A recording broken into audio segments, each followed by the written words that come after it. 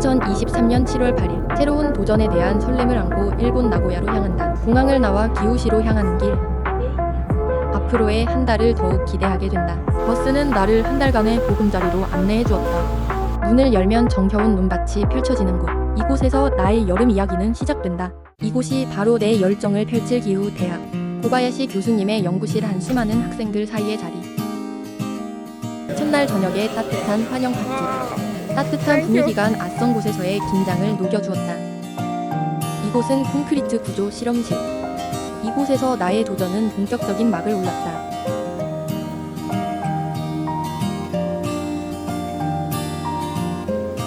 둘째 날부터 쉴 틈 없이 실험 준비에 들어간다. 처음엔 서툴렀던 몰드 제작도 잠시. 어느새 든든한 연구실 친구들이 함께 해주었다. 교수님께서도 직접 소매를 걷어붙여 자서를 도와주셨다. 모두의 단방울이 모여 우리는 하나의 목표를 향해 나아가고 있었다. 연구의 고단함은 맛있는 추억으로 채워졌다.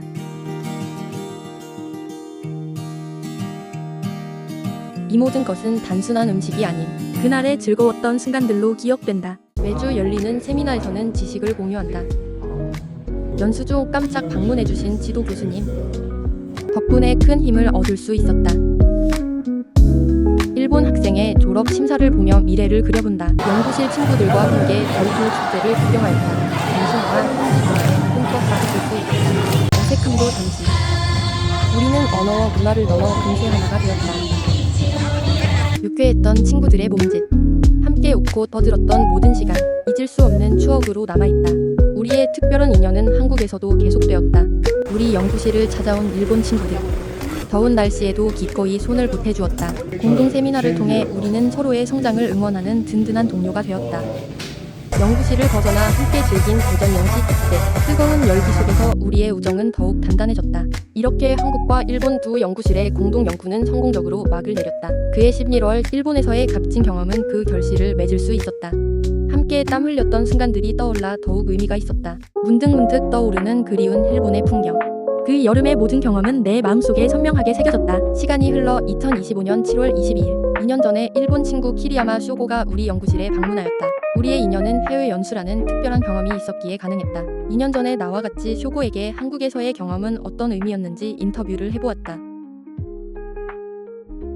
正直来る前は少し恐怖みたいなところあったんですけど、実際来てみたら本当研究室のメンバーが助けてくれて、でいろんな一緒に時間を過ごしながらとてもいい、貴重な経験ができたなっていうふうに思ってます。